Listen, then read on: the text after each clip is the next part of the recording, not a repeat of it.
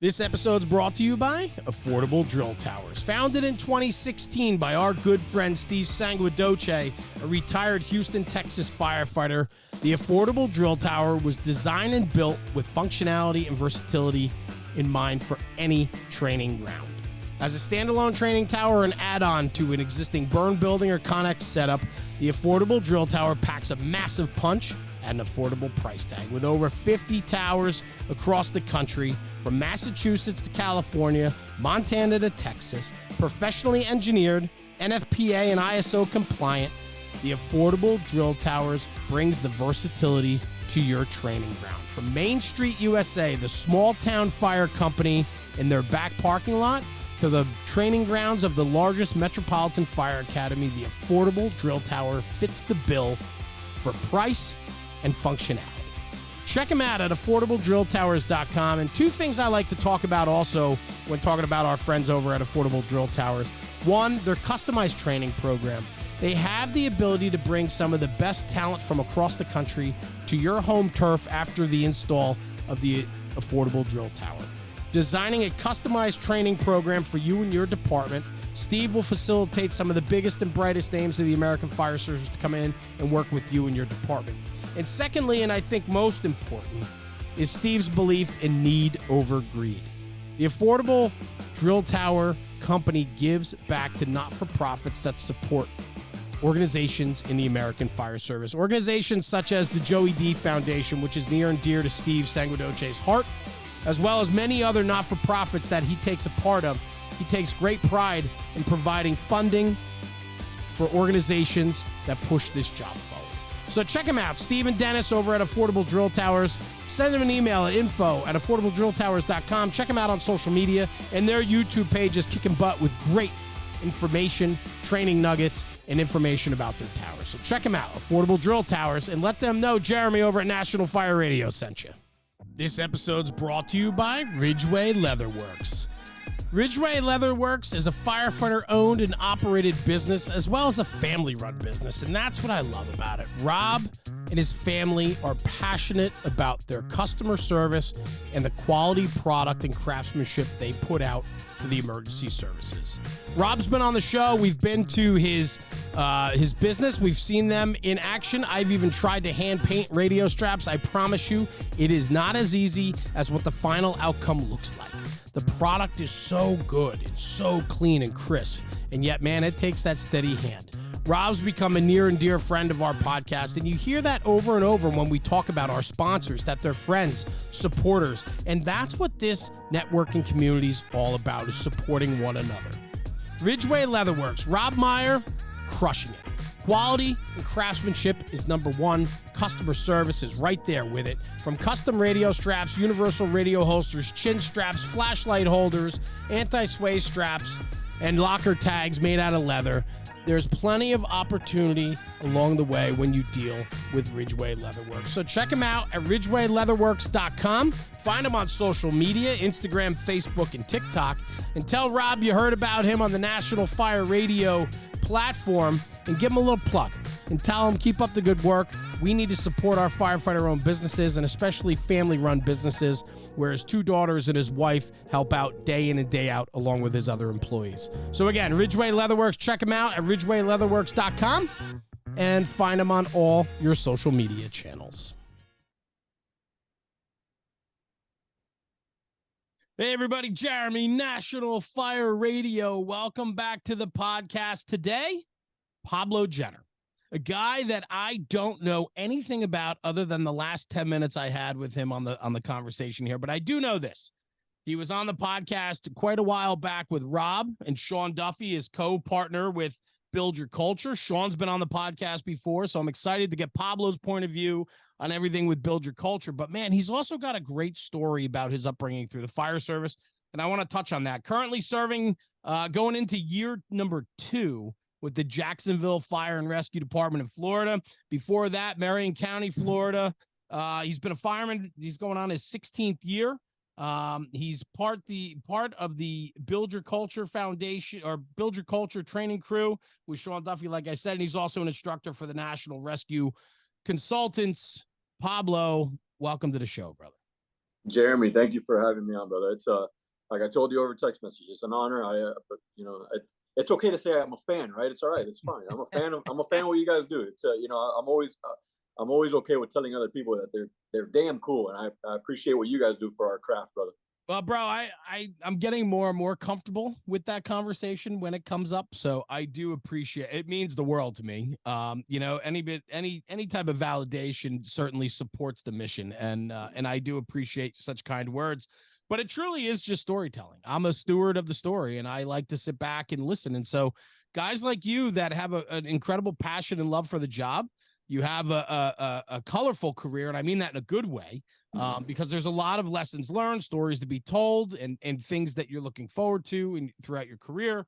And that's what this platform's all about, right? Is if we can walk away from an hour podcast with a guest and people get something out of it, or can share a story that can help somebody navigate the waters they're currently in, brother, we win. And that's what Absolutely. it's yeah. Couldn't agree more. So Pablo, give me a little background, man, because I know you're not from here, No. born in Cuba.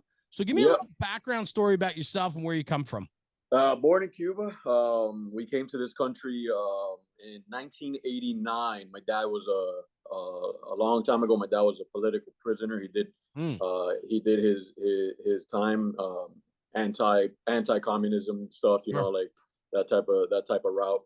Once he was able to get out, just regular blue collar worker, and then we won the lotto, so to speak, being able to come to the United States. My sister was 14 at the time. I was 5, so I was a very young boy. And then, growing up in Miami, like just like I think 95% of the Cubans do. Yeah. They land, to use that word loosely. They land somewhere or another, whether by air or by sea. They land in Miami, and I grew up and raised in Miami. That's when everything, all the schooling was in Miami, all the way up to I went to fire college, and I went to fire college in Miami-Dade Fire, the Miami-Dade Fire Academy. Okay. How old were you when the family immigrated to America from Cuba? 5.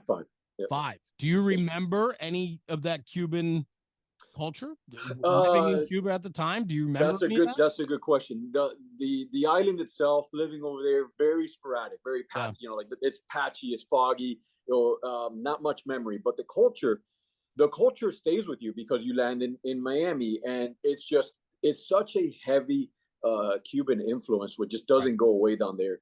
Right. That especially where I happen to live, which is in Hialeah, Florida. That's where I'm originally from. Like as far as like stateswide, United States wise, and Hialeah is God bless. You're gonna have to don't quote me, but quote me. It's probably like 95 or so percent Cuban. It is a Yeah. heavy Cuban Sure. area. So the culture just stays with you. It's basically like living in Havana North. And So important though, right? To who you absolutely, are and your roots. And the one thing I do know is Cuban people are very passionate about their culture and who they yes, are sir. and their identity, Yes, right? sir. And they don't want their identity to be of a communist past. They want their identity to be hardworking, solid foundation, good families, good roots, right? I have a few friends that are Cuban, and so I've gotten to learn this about them. And so I know how important family is Yes, sir. to the Cuban heritage. Absolutely. Growing up, like that's the thing that was instilled in us. Family. No matter what happens in life, that was my dad always said. No matter what happens in life, mom, dad, and sister at the time. Obviously, we're talking about a young me. Sure. No matter what happens in life, mom, dad, and sister are always here for you. Mom, dad, and sister are always here for you. And and as I grew up, I started realizing what he meant by that. He goes, basically what he's trying to tell us is whether you get a God, I'm extremely happily married, but I'm saying whether you get a divorce, whether you get in trouble, go to jail, whatever the heck it is, doesn't matter. Mom, dad are here. Come to us. Have a deep understanding that we are always going to be here for you no matter what. And it's deep, and it's deep inside me, and I try now to continue that with my beautiful wife, and which I would be absolutely nothing without her. And That's our all, two, brother. Me too, pal. yeah, no, man, Me too. I wouldn't, I do. we just have a brand, not brand new, but we have a young boy now. He's 2 years old. Our first together. We've been together, her and I, for 10 years, and he's 2 years old now. And I would not be anything without her. I at the firehouse. I invite her to the firehouse any chance that I get. I take her out whenever I go out teaching anywhere. I hook up the RV. I have an RV, like literally. I'm in my garage right now for whoever can't tell, but I'll hook up the RV and I literally take the RV. So if I'm teaching, she's literally camping around the area or Yeah. whatever, and like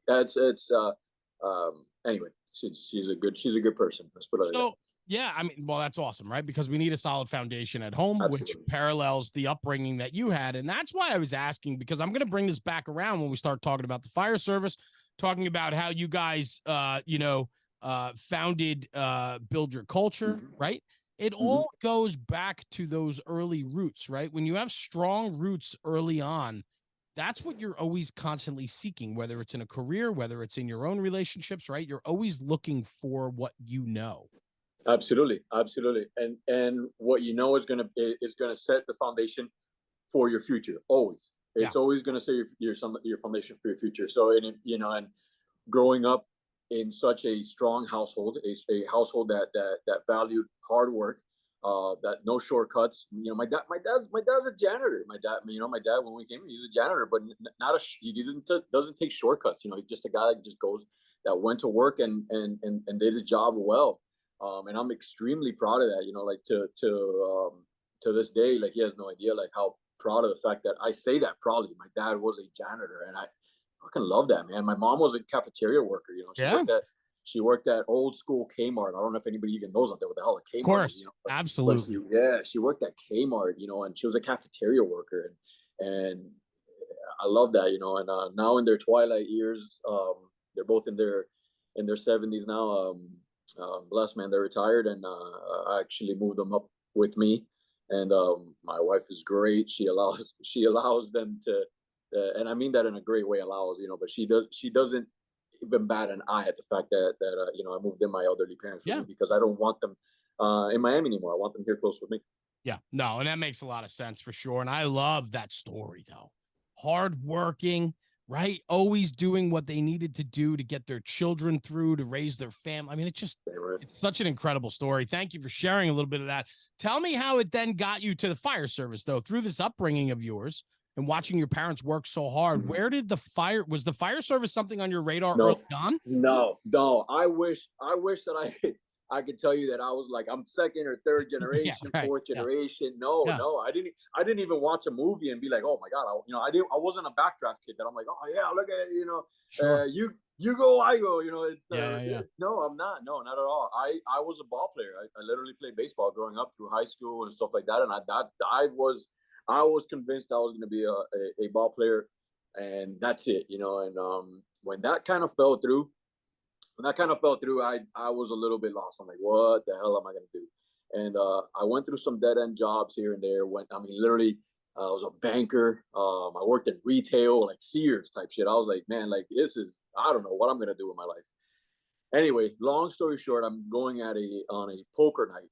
I remember exactly the night that I'm like, all right, well, I'll give that a try. I'm at a poker night at a friend's house in Miami-Dade County, and I'll give you like how long time ago this was, and how much of like I was just going from house to house, not house to house, but just day to day, Yeah. where I don't even know Right. I don't even know what friend it was. I could tell you, but I was at a poker night, and he was a Coral Gables fireman, and the way that I was just talking and just being and throughout the night, he's like, man, you should probably try the fire service. I love it. Like, you'd be good in a firehouse. And I'm like, really, man? I don't know. So anyway, I went to go do a ride time, and man, I fell in love. And then one thing led to the next, and went to EMT school, fire school, and as soon as I went to EMT school and I did my actual ride times, like on a 12-hour shift, on an ambulance or rescue down there, because I was in EMT school. I even loved it. Even on a box, I was like, this is the coolest shit ever. And I really fell in love with it. And it's so hard to describe, because you would think that I would have grown up within it, but no, I literally happened to stumble upon it, And then within stumbling upon it, I just happened to the domino effect happened perfectly. When I went to EMT school, I had a great instructor.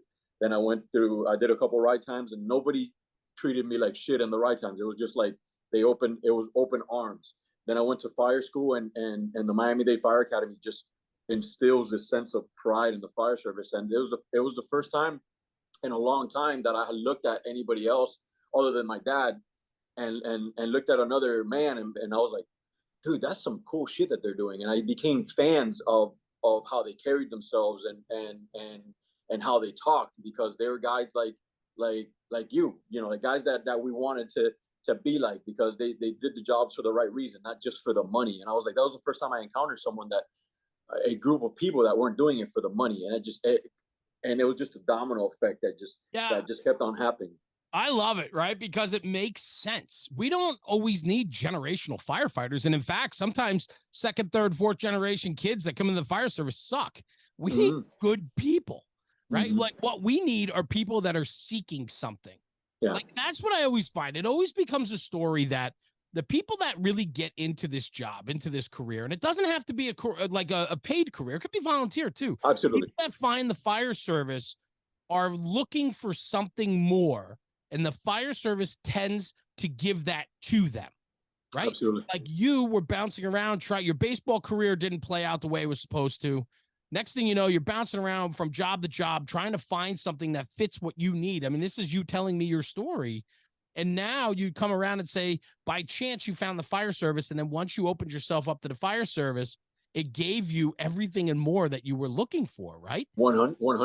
It's an incredible story. And that story plays over time and time again with so many people. We want people that want to be in it. We don't need people just because they're supposed to be there, because they're a legacy firefighter, second generation, third generation. We want people. I love when guys don't have a background in it. They come in with no preconceived notion other than they believe the fire service is giving them something they want. 100%. They need. Yeah. Brother. And that's, I mean, we could go into this wormhole for hours, but that is one of the reasons that I find, if we're going to talk about like the new generation coming in now, one of the reasons that I find that I don't see that much passion, that much love coming into some of the newer generation coming in is, I said it earlier, I stumbled into the fire service. I had no idea about any of our how our trade was. I didn't know any of the trade secrets. I didn't know about running calls, whether they were serious, whether they were BS. I didn't know about medical calls. I didn't know about fires. I didn't know if you ran this many fires, this many calls. I didn't know about recliners. I didn't know about working out. I didn't know the schedule. I stumbled upon something, and I was like, this is cool.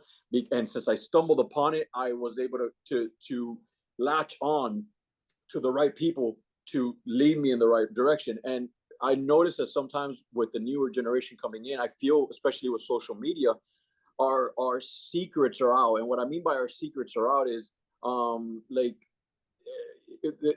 the firehouse life sometimes could be put out in a negative way, and it attracts the negative people. Like guys taking selfies in front of house fires, you know, like, and then putting it on social media, you know, like if it's like it's kind of that it brings the wrong people. Guys putting themselves, working out at the firehouse, you know, like when you put too much of of how our life is or it can be at a fire station into the social media realm, you get people that come in with preconceived notions of like, oh well, we have to train today. What do you mean we have to train? We're not running calls. Why can't we just go work out? Why can't we just sit in a recliner and watch a movie? Like, I mean, when I saw this all the time on social media, and you guys were, you know, like on Instagram all the time, just sitting on a recliner, you know, so it's like, sometimes this newer generation comes in with those preconceived notions that like, hey, no, this is hard work. You have to work hard, because these are all perishable skills that go away. And if you don't work hard, you're not going to be able to pull a hose line correctly. You're not going to be able to throw a ladder correctly. You're not. Don't we have older generation guys that are the same? Oh my God, yeah. Unfortunately, you're absolutely right. You know, yeah. it's one of those things that, like, you know, I can understand like what you're trying to pinpoint. I get it, right? But I also think that we have to work harder than ever to make sure that we get everybody on the right track with us, right? And people do come in and they do have preconceived notions, but I also have seen plenty of guys that have been there a long time bring those, you know, not push those kids to do better, and then yet drag them down and tell them, well, if you're going to do that, then you better ask for this, right? All of a sudden it's bargaining for everything, right? You want us to do that, we better be given this. I need this if you want me to do that. Like, and when you have a construct like that in your hierarchy in the fire station or in your company, everybody's going to lose, right? And so, you know, it's really setting that tempo from day one. And I think that that's super important. And for you to be part of a movement, build your culture. This is right there, right? I mean, this is, you guys came together. I took this quote off your website, you and Sean, and your website with Build Your Culture. And it says, shared frustration between two friends at fire conferences. Yes. Yeah. I know, oh, God. I know that sitting around and complaining, right? That's now, exactly what it was. Now, what are we going to do about it? Exactly what it was from, and I believe it was the Orlando Fire Conference. I want to say about circa 18 or 19, one of those years. We were just down there and we were just frustrated. Sean and I were just, we just happened to work for the same department at the time. It had nothing to do with it had nothing to do with that particular department. We just happened to work for the same department, and we were just frustrated in general about firehouse life, firehouse culture, and stuff like that. And one of the biggest things that was frustrating was when you don't, that's kind of where the name Build Your Culture comes from, basically, is when you don't come from a department that has, you know, that dates back to horse-drawn carriages, and it has, you know, and it has 130 years of traditions on the wall. Sometimes it's easy to get caught up in the office building looking type of firehouse culture, or non-existent. Yeah. So when you try to instill some culture, put some pictures on the walls, or, you know, put some sayings on the fire truck or on the firehouse walls or whatever, you know, you kind of get looked at, and I'll use the big department up north there with the 4 letters, you know, like they'll be like, oh, bro, this isn't the FDNY, like, and that, from that kind of like sayings or that kind of beliefs, that's where Build Your Culture starts from, because we're like, you know what, man, just build your own culture, like, just build your, and, you know, and literally that's how it starts. That's how it started with us sitting at in Orlando that one year, just like, man, just build your own culture. Just like, don't worry about anybody. You want to put pictures up on the wall, put pictures up on the wall. You want to put a saying up on your fire truck, you want to put an American flag off the back of your rig, you want to run the queue because your inner kid still likes it, man, do it, you know, and if that makes you feel good about the job, because you the inner buff comes out, let that shit come out, man, and just enjoy it. I agree with you. And what I love about it is that there's so many guys that have had these same conversations, and you guys did something about it. You formalized it and said, listen, there are guys that are all over this country that are looking for more. And we all have the same, I don't want to say complaints, but gripes. We all have the same gripes about a lot of different departments. A lot of departments don't do it well. Right. And, you know, a lot of times, you know, you know what's really cool, Pablo? I was just, last week, I was part of a panel that spoke down in Frederick County, Maryland. And this is a department that went from 300 to 600 in the last 3 years. That's how fast this department is growing. They've doubled in size in 3 years. And think about the growing pains that come along with that. Oh, yeah. However, they have the ability right now to build their culture. Absolutely. It's a blank canvas. Yeah. Yes. And that is where the excitement comes from, because they're doing it. Company patches, company pride, and the list goes on and on of things that they're doing, and they're setting the stage. Because here's the thing. The 300 guys that have been there really didn't know it before, but now they have the opportunity to get on board. But the next 300 that have been there now for the last 3 years, that's all they know. Absolutely. Anybody coming into your department now doesn't know what came before them. They only know what's here now. So set the table now. Absolutely. Set it now and let these new kids understand that, no, there is culture here. We are building traditions. We're telling stories. We want you to understand the past, but we want you to understand where we are today moving forward. Like you said, a blank canvas. It doesn't get any better than that, man. A blank canvas. That's why I truly believe you're going to have to talk to your blue in the face to convince me that the backbone of any department, from Key West, Florida to New York City and across to Seattle, the backbone of any department is the training division, because the training division will build that canvas. It'll build that culture. Because the training division is literally the first thing every kid, every kid or every guy, girl coming into your department will see and remember.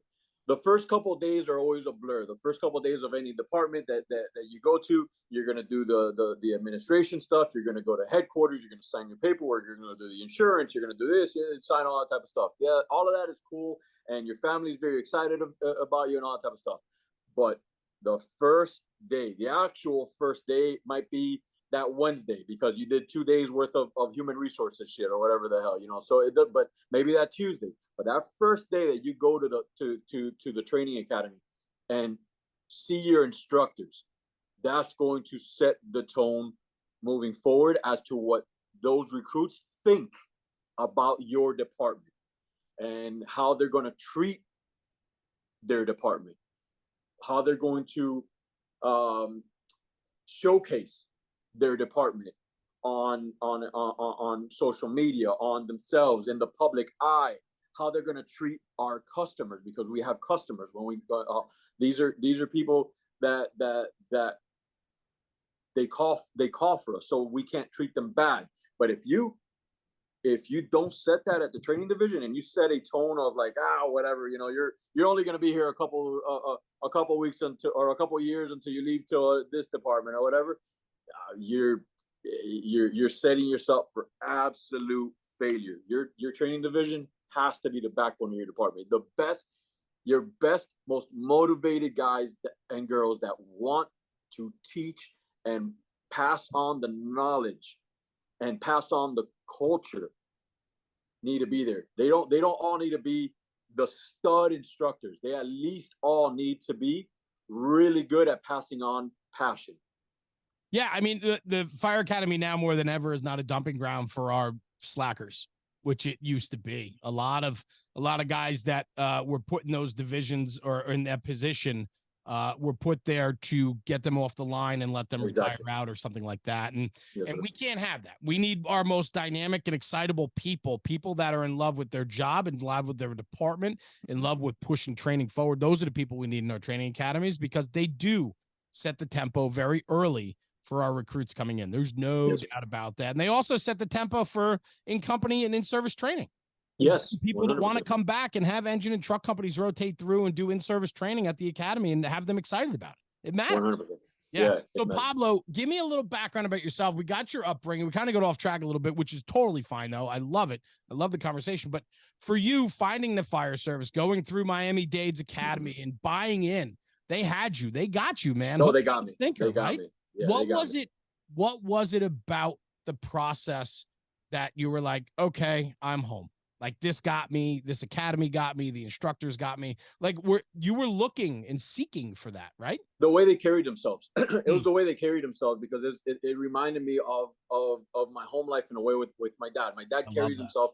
My dad carries himself in a certain way. Like, he's an individual, especially in his younger days, that when he walks into a room, not a huge man, not a stout man, nothing like that, not a bodybuilder, but just the individual that you're like, oh, this guy commands respect. You're not going to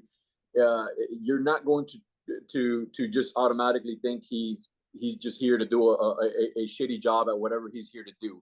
And like, he'd be a guy that when you walk in and you're an employer and and he's coming in to possibly work for you, like, automatically you'd be like, oh, I'm going to hire this guy because he's good for my company. Carries himself well. Yeah, absolutely. Absolutely. And I found that in a handful of those instructors down there, and I just liked the way they carried themselves. And then within that, they instilled a lot of pride in what you did. And once again, coming up, we're very prideful. And I always enjoy doing something that I wanted to tell people I did that, or I do that. Man, there's nothing wrong with that. I and whatever it is, it just happens to be firefighting for me. Yeah. But whatever it is, like, I always wanted to be like, no, I do that. I don't care if it's, mountain biking or whatever the hell. You'd be like, I mountain bike. And no, when you say it and you say it and you can't fake it. You can't fake that passion. It's impossible to fake that passion. So I saw that passion in a lot of those guys, and I'm like, this shit is cool, man. I want to be like that. And I didn't find it weird that I said that out loud to myself or to other people. I'm like, I want to be like that, man. That's fucking cool. Yeah. Yeah. Well, it's a pride thing. It's a pride and ownership thing, right? Like, you know, when you're a part of it and you're proud to be there, you want to tell everybody about it. Absolutely. This episode's brought to you by the Affordable Standpipe Prop.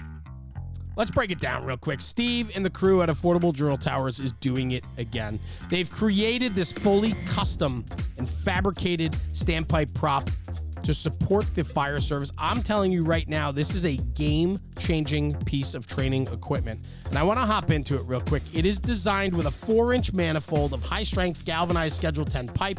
The cart and manifold are powder-coated red for a durable finish, meaning it's not just a talking piece. It's not something you tuck away on the shelf.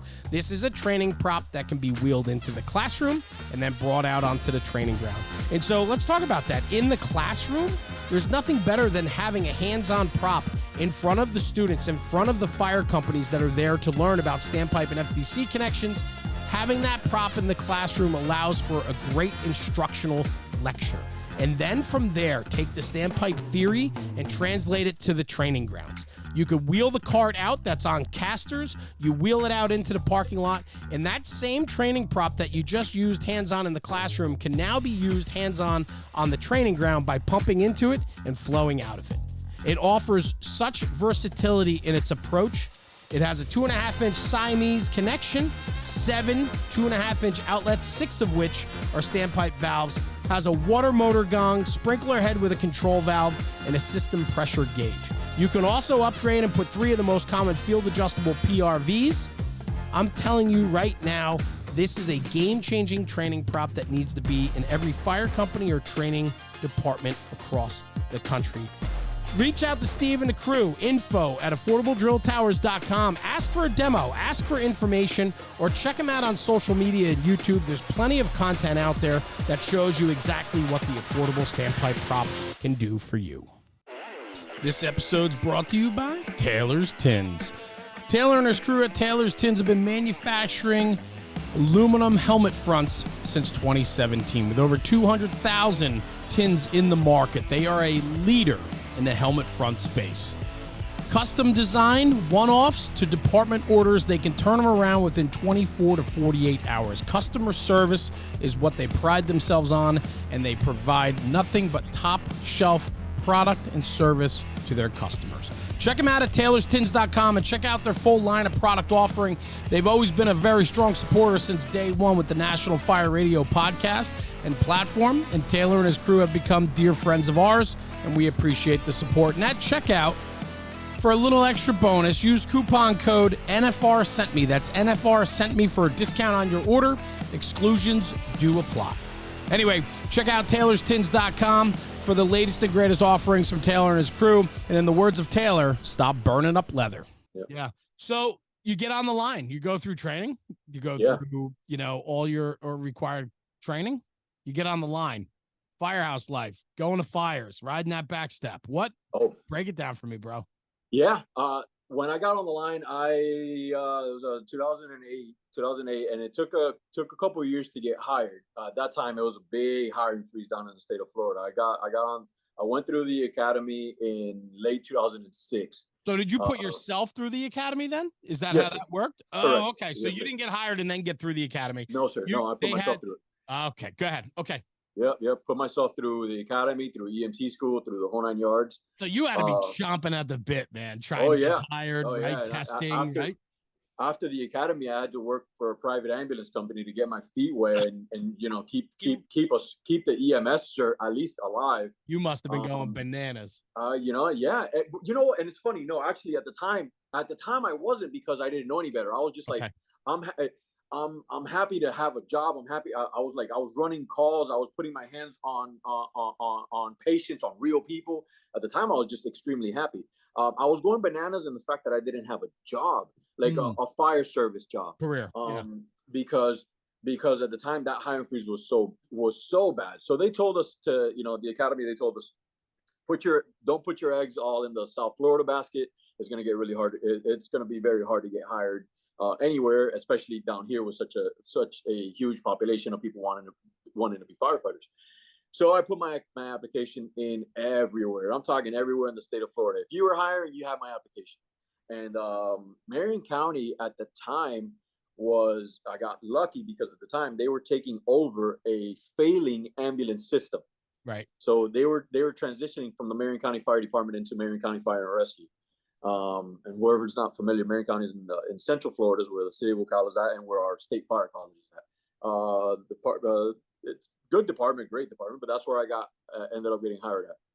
When I got hired, to make a long story short, I just happened, by the grace of God, I find a fire department in the state of Florida that is a fire department that just happens to run EMS, not an EMS department that happens to run fire. Got it. Them boys were ate up with fire. And I loved it. I'm like, oh my gosh, and the Recruit Academy was awesome. Got my first assignment. My first assignment wasn't the greatest, and I was a little bit bummed out. I'm not gonna lie, it wasn't the greatest. And then by the grace of God, I was able to talk to my lieutenant at the time, and it was a female lieutenant. Her name was Rose, and God bless her, she treated me so well, because she could have easily told me, like, hey, shut the fuck up, kid, you have a job. but I was like, I don't know, like I just want to be busy. I enjoy the job. I was literally the young kid that was like, man, this kid really loves the job. So she makes a couple phone calls, and she calls down to our busier battalion, and she goes, do you guys have any available spots? Because this guy does not need to be up this way in this particular battalion. This guy can't sit still. He's got to go somewhere else. They put this guy, in one of our slower battalions. Like, yeah. we're running 1.5 calls a day here. Like, he's going bananas. Yep. So they put me down in Marion's 3rd district. It's known as the 3rd Battalion nowadays, and it is a very busy fire duty district in the state of Florida. It's a good place to be. It is a very good place to be. It is, it's a very suburban to rural district that just happens to burn. It doesn't have that many firehouses within the district, unless they've changed it over the last couple of years. They only have four houses in that battalion, but that battalion goes to work, and God bless that. I just love being there. Yeah, man, that's just it, literally. And within all of that, I just happened to land under one of the better lieutenants I've ever worked under, a guy named Scott Ramage. And Scott, he instilled a very big sense of pride into me. He kept that Miami-Dade pride. I'm like, oh yeah, I found the same thing right here. Yeah. We're training all the time, and just making ourselves better, making sure that we were never reactive to stuff. We were always prepared for stuff. You didn't want to show up somewhere and be like, oh, we'll figure it out. No, we don't figure stuff out. We're going to be prepared for stuff. And I just love that mentality, moving forward. And that mentality is stuck with me. But unfortunately, that mentality built an animal within me, like wanting to seek more. And that has nothing to do, and I'll say this till I'm blue in the face, it has nothing to do with Marion County. It has all to do with, like, I just wanted more and more. I'm like, oh man, I want more calls. I want more fire. I want bigger buildings. I want this. I want that. I want more extrications. And, and because the passion was just there, for that drive was just there to get a little bit more. That's obviously how I progressed. Yeah, no, I get it. Right. And so, and you're in a good spot. And so what's interesting to me, though, is how many people have this struggle, right? That they want more. They want more. Not everybody can go get more. It's not one of those jobs where you can be like, okay, I'll just go here and do more. You know, I mean, sometimes you can, but ultimately, it's a struggle for people, and they have to find a balance in that, that sometimes you have to put yourself out there and go train or go to conferences or pick up other things to fill in those gaps, to feel that you're being busier or more active. Not everybody has the ability to run in a department that's, the company's doing 20 plus runs a tour and, and doing fire duty. It's not a possibility for many. And man, and this is where like I lost a lot of people didn't understand, so to speak. I don't want to say I lost. I have a very good relationship with a lot of the guys on there, but a few of them didn't understand because Marion County, Florida, said over 100,000 calls a year. Some of our busiest houses are running well over 20 a tour, well Yeah, over. right. And we're running in a busy fire duty district. I wanted just a tad more out of the career, and it was hard to pinpoint as to what exactly I was looking for, but I wanted more of that city feel, that city atmosphere, and I just didn't really stop until I ended up getting it. And that's why you're on year number 2 now in Jacksonville, Florida. Correct. Because Yeah, you were looking for more of an urban setting, right? I mean, that's what you is. Am I wrong? No, absolutely not wrong. Absolutely not wrong. I ended up before Jacksonville. I ended up going to Pasco County. So I went from Marion County to Pasco County, and Pasco County is and that's where I met Sean. By the way, Mm-hmm. whoever Right. out there, that's where I met Sean, and Sean and I hit it off right away, and because we're the same type of mentality, and in Pasco, I was looking for the same thing. Pasco's also, whoever's not familiar with Pasco's a very good, large, progressive department in the North Tampa Bay Metro. They're literally just north of the city of Tampa. There's a big department that runs a lot of calls a year. Some other areas that are a little bit more low income are busy fire duty as the same way. And I found success going down there too. I found success. I got down there. They assigned me to after the probationary year. They assigned me to one of their to their brand new tower ladder. Forever, I'm going to be indebted to those guys for doing that, for that training division, for doing that, for the chiefs for doing that. And I gave them everything that I had. And to this day, I hold them very, very dear in my heart. But once again, I was still looking for something. I was like, it's not, and I was thinking city of Tampa or something along those lines because I was already down that way. But then just ended up coming into Jacksonville. Just my wife's family is up this way, so we ended up doing Jacksonville. So. You mentioned to me earlier you're a huge buff. Mm-hmm. You said you loved watching the FDNY videos early on when you were younger and finding your way through the fire service and all of that influence. A lot of what was out there for a lot of us, I mean, even myself growing up, was New York City influence, the Northeast style firefighting. And there's a ton of content and videos and urban lore about the inner city fire department and what that brings to the table, right? There's that mystique about it. Did that have a lot to do with it for you? Like, did you like the longing for something more? I mean, you're in busy firehouses, you're going to fires, but it just didn't have the right feel for you, right? I mean, it didn't. Yeah, it didn't. And I think that mystique was there. And I don't make any apologies for that. Like I enjoyed yeah, what the mystique of the big urban fireman, I guess, so to speak, was. And it's so weird to say because like some of the most, and you'll know this, man, this is true what I'm about to say right now. Some of the best firemen in this country are volunteers that small go town to work USA. in small town USA that go to work in single wide mobile homes. 100%. I mean, some of the best guys that are good at tactics, guys that are good at throwing ladders, throwing hand lines, extrications. I know they are, and I just wanted to ride a truck through a bigger city, and it makes sense. it is what it is. It is what it is. I give you a lot of credit because a lot of people get comfortable where they end up and they don't continually have a personal drive to bring more to the plate for themselves. And the fact that you noticed that, the fact that consistently throughout 2 different departments, you loved where you were, you loved the influence of the people, you have great relationships with them even after you left, but you were longing for something more and you pursued. Yeah, and absolutely. So the next logical question then, Pablo, are you still longing for something more? No, God, no. The city of Jacksonville is an outstanding department to come work for.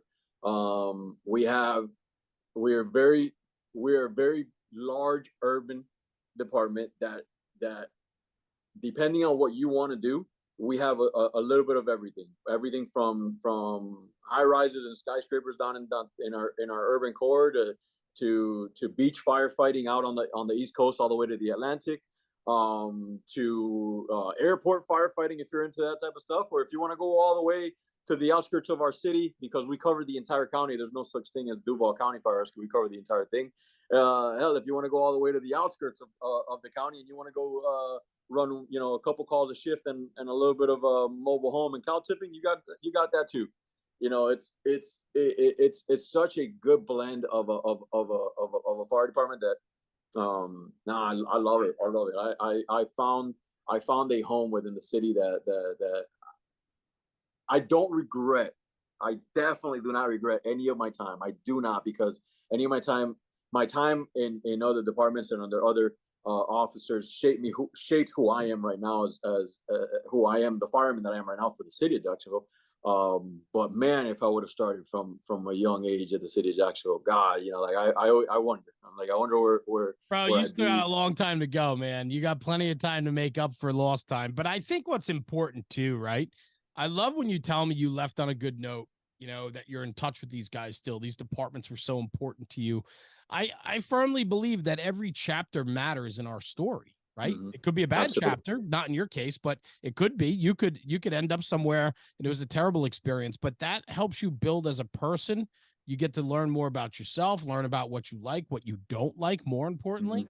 And then from there, that allows you to build yourself up and make yourself the fireman and person you want to be, right? Mm-hmm. So, yeah, I mean, I think every chapter matters in the story. Absolutely, man. Absolutely. And I wouldn't have it any other way. Every once in a while I do think of like, oh man, if I would have stayed in Marion from the get go, or if I would have just stayed in Pasco, I'd be maybe riding a buggy ride. I don't know, man. It crosses your mind. But no, I don't regret any part of it, and I definitely don't apologize for just being a kid that never grew up in the sense of just liking the job, man. I like it, and I enjoy doing it well. I enjoy doing it at a high level. This job, there is levels to this job. There's definitely levels, and I enjoy doing it at a high level, and I want to do it. I want to do it at the highest level, and I believe I found my home, my ultimate home. I love that. There are levels to this job. Talk to me about that a little bit. Break that down for me. Explain it. Oh, God bless. I mean, anything anything that we do in life, there's levels to, man. Anything from sports to burger flipping, like there's levels to what we do, and I think that's one of the biggest lies that we tell ourselves, that for whatever reason there isn't levels. Like I always joke whenever I do evoc. Whenever I do evoc training, I always ask people to bring out their driver's license. I'm like, everybody bring out a driver's license. All right, whatever. That's kind of a weird request to bring out driver's license. I was like, everybody has a state of Florida driver's license, right? Because you got hired, so you need to have an active Right. driver's license. Like, they're like, yeah, yeah, yeah. I'm like, all right, well, the state of Florida says that we are all equally safe drivers. Today is going to prove otherwise. And I love everybody's that. kind of just, Yeah, I love that. and because there's levels to everything, from driving a truck, backing up a truck, to pulling a hose line, throwing a ladder, and the levels will get better or worse based off of how much time preparation you want to put into the levels, Proficiency.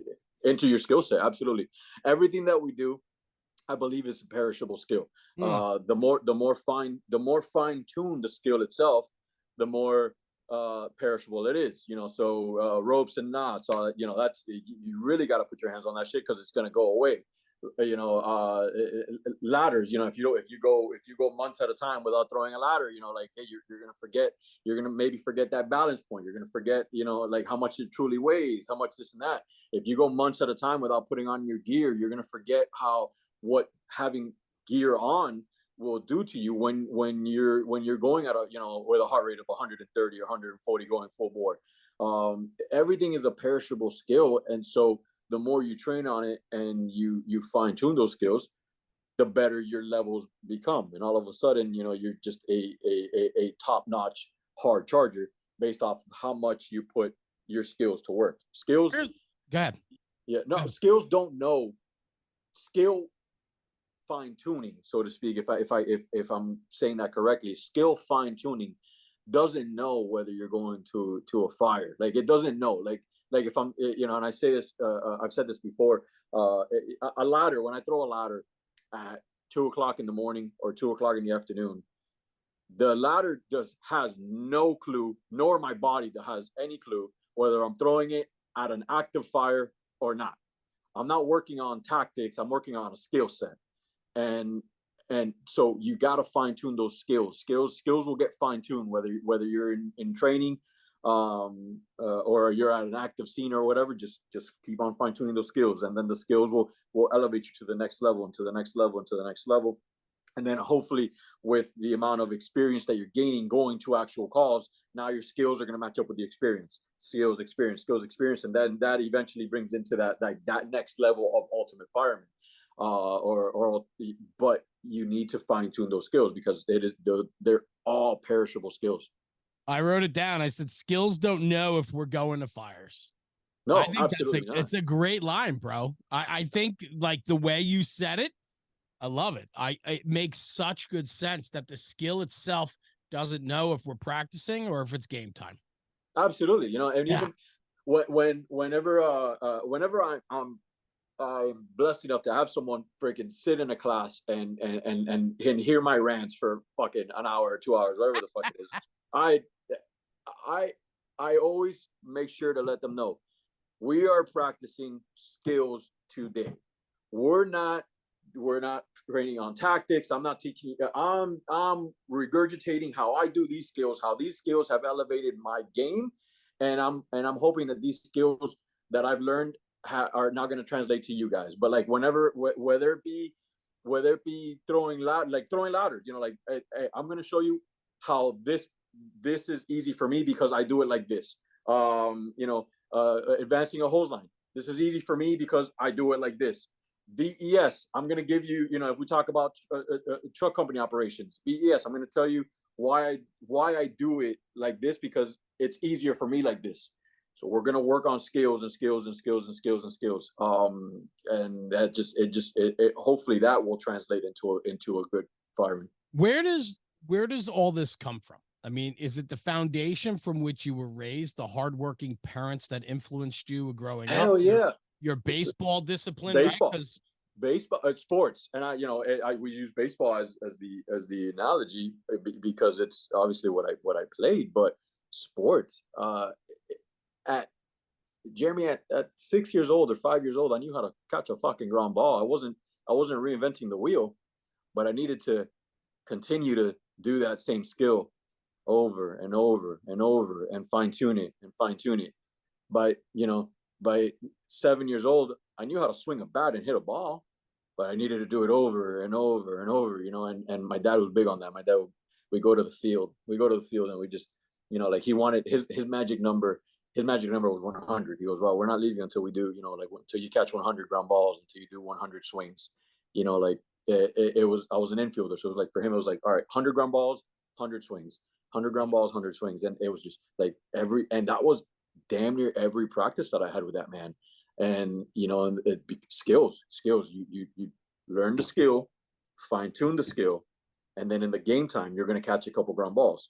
Now you're going to mix the experience of a real-time ground ball with a runner that's running, mixed in with all the time that you spend on skills. Right. And now you're gonna put your mind's gonna be able to put those two together, and you're going to now become a better ball player. You're gonna understand how to do it, and then the timing is gonna come together. And in the fire service, it's the same exact way, because every single thing that we do is a race against time. Everything, whether it be EMS to fire to everything. Our number one enemy in the fire service is going to be time. There's no ifs, ands, or buts about it. Like turnout times, masking out times, getting inside the structure. EMS, fuck. If you have a cardiac arrest, what's our number one enemy? Time. We got to get the blood pumping. We got to get air circulating. So time is our number one enemy. So if we could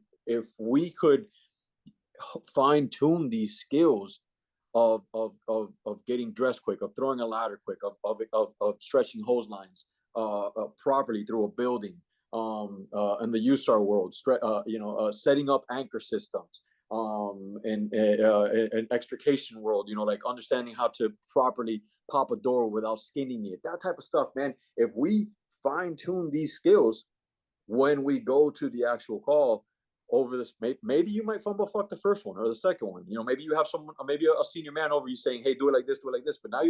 But those skills and the time come together. And then on your third extrication, on your fourth extrication, you're just a fucking savage, because now you know that the time and the skills come together. And then by the time, a year passes by or a year and a half passes by, they're going to be like, dude, that dude is jam up, man. He knows what the fuck he's doing, and he's quick about it. He's smooth about it. And, so skill and time have to come together when we train. And there has to be when we look for instructors and stuff like that, that's when we look for people to teach. That's what I'm looking for personally. Like, I want to see how someone teaches the skill. Why is it easy for you? Tell me why it's easy for you, and hopefully that translates to making it easy for me. Where did that passion come? When did you realize, like, in your own career, that you had so much passion that you needed to start sharing it with others? Everybody. Listen, there's so many people that love the fire service, that are passionate about their careers, their jobs, passing it on at the firehouse. Not a lot of people will venture out of their own firehouse to share knowledge and experience with others. Where did you find that light, that green light for you to go do that? Why? Because there's certain things that I suck at. And when I'll give you an example. I was not good at ropes and knots. I wasn't that good at it. And I've had instructors that sucked at sharing the information, because they weren't able to break down the skill. It was just like, the best way that I could describe it is, I'm going to teach you the ABCs right now. I'm going to teach you the American language, Jeremy. Okay. I'm going to teach you right now. All right. A, B, C, D, E, F, G, H, I, J, K, all the way to Z, I was like, and I say the entire alphabet just like that. And I was like, and if you put certain letters in that alphabet together, you'll get words. Like, for example, CAT is cat. Okay. And then you walk away, and then it's like, oh, I just taught him the English language. As a student, you're going to be like, what the fuck? That's not teaching. That's just regurgitating information. Right. You're not teaching a skill set. So when we go back down to like teaching a skill set, then we got to start getting into like, all right, buddy, we're going to break down. I'm going to show you a picture of what a cat is. This is now, might be, now you put the letter C, and then the A and the T come together. And then, so you put them that's teaching. Teaching is an art form, man. Teaching is an art form. And I suck at learning. I'm not a good receiver of quick information. And when you get someone that's a teacher that is not an artist, because we just said teaching is an art form, you get someone that's a teacher that's not an artist, that they're just throwing paint onto the canvas, but they're not actually painting. People like me get lost. I'm like, what the fuck just happened? Yeah. Why do I feel so stupid? Yeah. And so I started my teaching career basically catering to an audience like me. Like, I'm like, all right, well, I'm going to put it in a way that I could understand, because I have a feeling that I'm not the only one like this. Yeah. And that's where the passion came from, for like kind of just the artistry of the teaching game, of passing on information. There's so much to that. I mean, when you break it down and you think about how many students get lost in the process, and then, the finger's pointed and says the student, this class is having a hard time learning. Mm-hmm. I can promise you this. Look at the teacher. Absolutely. And there's there are guys that teach in our fire academies. There's guys that teach on the road, that they travel and lecture and do hands-on training, and they're not that good. No. And it comes down to really the delivery, right? When you can touch somebody, when you can, as a good teacher can read the class, read the people in the class, and figure that out very quickly in the process, how they have to deliver their message. And it takes work. And this is why we need, and I said this earlier, and you agreed, and I know you feel the same ways. This is why our training academies need dynamic, exciting people that want to put the time in to teach in a way that people can learn from them. Absolutely. If you do not have that in the academy, you're setting the entire department up for an absolute failure, because you're going to get a combination of two things: people that don't care about the job, or excuse me, let me rephrase that: people that don't care about your department, which is that's horrible. And then people that don't understand the job. And now you have that combination in the street, like riding your apparatus. They don't understand the job very well, and they don't care about your department. And man, that's a dangerous combination to have out there, not only for the brothers riding the rig, but the citizens that are expecting nothing but A+ service, man, I can't imagine calling 911 and not having someone show up that's like that, just passionate about what they do, that just like that wants to be there, wants to help you. Like, man, so When we get people in the door, it is they don't know any better. The tempo is set the moment they come in, and how we handle them, teach them, train them, educate them, and any lack thereof, you could sink the best guy, right? When you get somebody excited, it's like getting a guy like Pablo Gener comes into your company, and it's a laid back company, and this guy wants to go, go, go. And if it wasn't for that lieutenant to make that phone call to get you downtown, that laid back company could have stunted your growth in the fire service, and we wouldn't be talking today. It could have. It's that simple. It happens all the time. Yeah, it could have.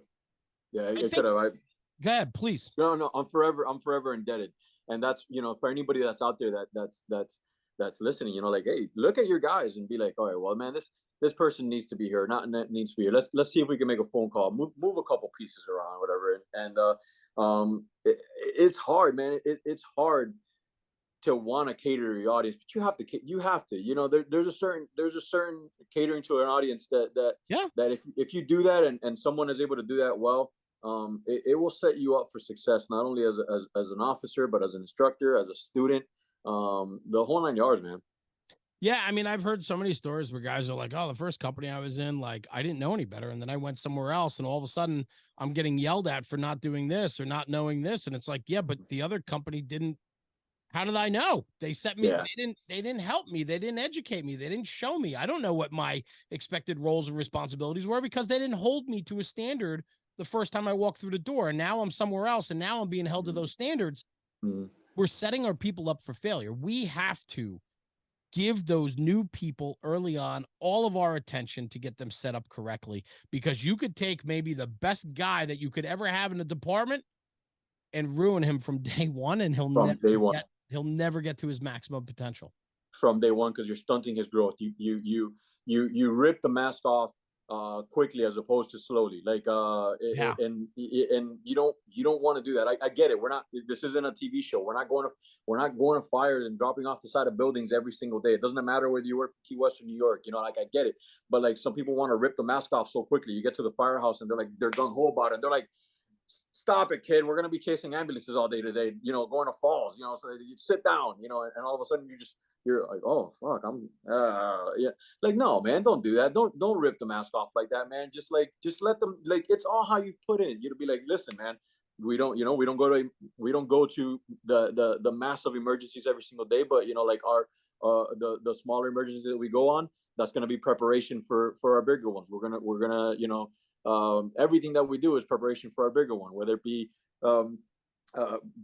seeing size ups of just small little kitchen fires or whatever the heck, to apparatus placement at a small MVA that doesn't even require a pin job, like, just prep, like, hey, prepare that guy, like, hey man, what if this was a pin job? How would you place the apparatus? Where would you cut here? What would you, like, rip the mask off slowly, man. Don't just be like, oh, we never go to extrications. We're just going to, we just do this BS all the time. Like, man, don't do that to anybody, man. That literally just, that sets up such a mentality to get the person just disgruntled with the job. All of a sudden, they don't want to do it. They don't find it fun anymore. And man, God bless it, if you're not having fun, man, I don't know why would you do this?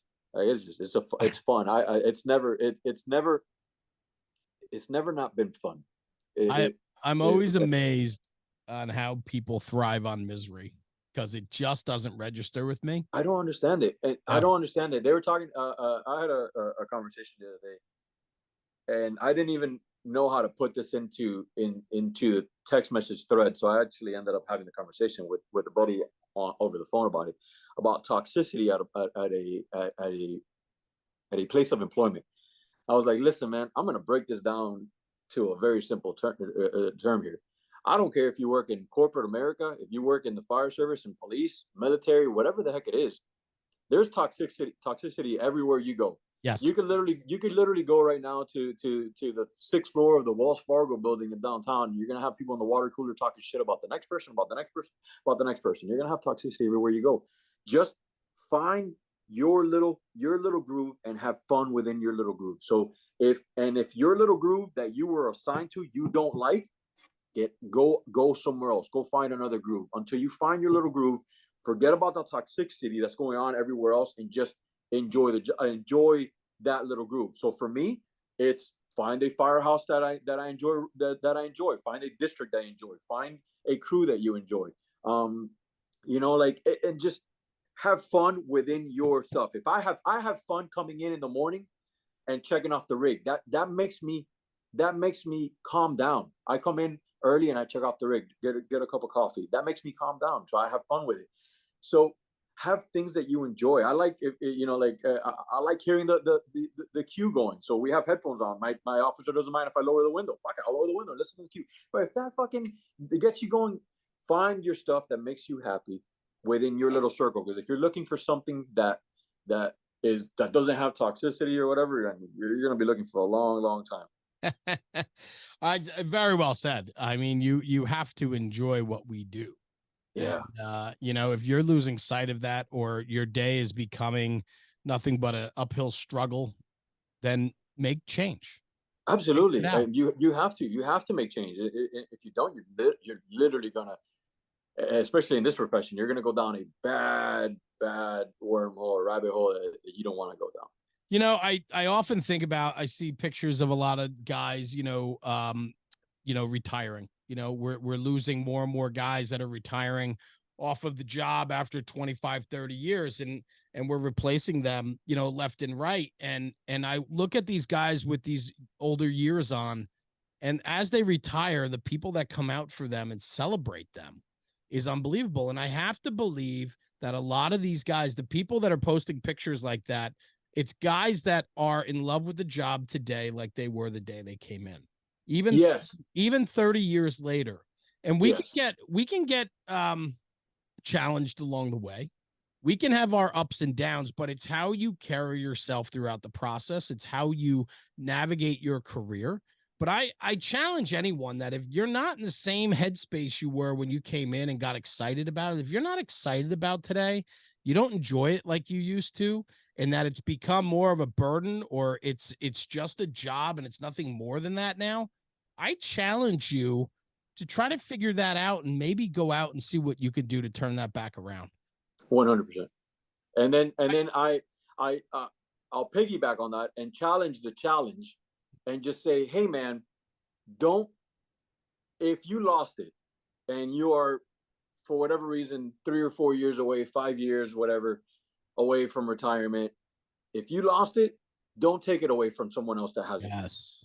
And that bothers me a lot. Just, I get it. It is what it is, but don't take it away from someone else. And that's my that is one of the biggest pet peeves that I have. And I see people just being like, they want to bring that young person that has that mentality down. And I don't get it, Misery and I haven't lost loves company. Yeah, absolutely. Saying for a reason. And one of the, at this point in my career, one of the biggest things I enjoy telling people is, hey man, you don't necessarily have to lose it. If you listen to me talk and I blindfolded you, you didn't look at the face with the wrinkles, and you didn't freaking, and you didn't hear me say that I had, X amount of years on the job, you will literally right now be like, fuck man, this guy must have he's a young kid. He's got, he's probably got 8 months on the job.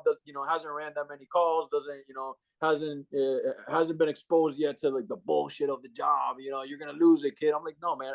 I legitimately have fun now telling people Listen, bro, I got 16 years on. I'm not exactly, I'm not exactly 30, 40 years on the job. I get it, but I've been doing this for 16 years, and with 16 years, I still enjoy going to work. I I love it. still enjoy hearing the cue rolling. I still get goosebumps whenever we get dispatched and I hear and I hear it's a working fire. I still, whenever it's a working fire across the city or across the county, wherever I'm working, I still grab my radio and I still flip to the channel. I want to listen, and I want to listen for two reasons. One, because I want to listen because I enjoy the job, and two, because I want to learn.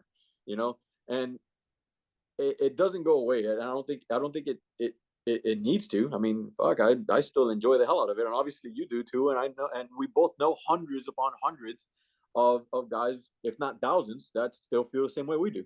Yeah. And I just think that it's so important and it's good for your own soul. I mean, it's just who wants to do something that's misery day in and day out? Oh Enjoy it. God, no. This job allows you to enjoy a career volunteer. Enjoy it. Yeah. Enjoy it. It's Oh, fun. if I was, Fucking yeah, fun. if I wasn't a professional fireman, I'd still be a professional somewhere, because I'd be a professional volunteer somewhere. I guarantee you I that. love that. Yeah. So Pablo Gener, we're wrapping up, brother. An hour goes quick. What's Yeah, next man. for you, man? What's next for you?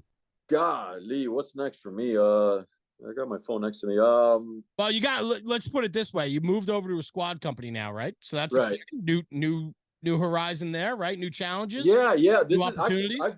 I've been I've been on an apparatus that has had some sort of aerial piece on it. Because I use the term truck loosely here in the state of Florida. We love our quints down here.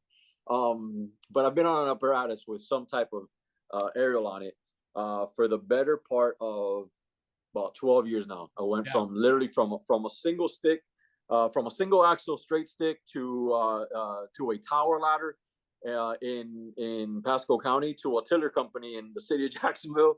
Right. So this is literally now. I just moved over about 2 weeks ago, about 2 or 3 weeks ago. I moved over to Squad Company in city of Jacksonville. One of five in the city. All five are part of the Special Operations Command within the city. So I'm enjoying right now learning Yeah. I'm out of my comfort zone. I am 100% out of my comfort zone, and I am very blessed that I am with a crew and a captain that is top fucking notch, man, and he knows his shit, I love it. and he likes to train, and I'm learning a part of the craft now that, as we like to say, we don't want to be just operators. We want to be solid technicians. Like, we want to look at it and be like, no, these guys are they know what they're about to go do. And so right now I'm enjoying getting out of my comfort zone of the truck life, and getting into the Special Operations Command. Well, good luck with all of that. They got a good guy. You're going to fit in just fine over there. I wish you nothing but tremendous success as you go from an aerial to the squad company. You're going to have to learn a little bit different in your disciplines, but man, that's exciting. A new chapter, 16 years in, and yet you're up for the challenge. I freaking love that, man. Absolutely, brother. Next time you come down to Florida, I don't know if you ever come down for anything up in the Northeast or whatever, but we got some pretty cool houses you'd like to. Yeah, I would. I'd love to Yeah, take man. you up on that for sure. They're good houses to buff. Some Yeah. of our houses date back to 1886. I love it. So yeah, good houses to buff and get some apparatus innovations going and shit. There you go. And what's next for you outside of the firehouse? You doing training? You traveling at all? Yeah, Teaching at all? yeah. For the next till December, we're doing a USAR series for the. I also am, once again, the city of Jacksonville treats me very well, and they allowed me, and I'm blessed enough to work in their training division now too. So we're doing USAR series for some new recruits that are coming on board to the Special Operations Command. So I'm helping out with the USAR series there. I got a couple classes coming up in. I'm actually going to be in Quincy, Massachusetts, with National Rescue Consultants in late September 25th. September 25th through the 28th, I'm going to be up there with NRC in Quincy. And then just a handful of classes here and there with I said with NRC and just our training division, yeah. Awesome. And Fort Lauderdale Fire Expo also in October. Good. Nice. That's always a great conference from what I've heard. One of the best. So, brother, thank you. Thanks for joining me today, man. Taking an hour out of your day just to hang and talk about the job, talk about yourself a little bit. It was nice to learn a little bit more about you. I'll tell you, man, family roots matter. The foundation matters. And it sounds like you got solid stock, bro. I'm very happy to call you a friend, and thanks for joining me today. Appreciate it. I appreciate you, brother. Like I said, man, and I'm not blowing smoke up brass, man. You guys are doing good stuff for the fire service.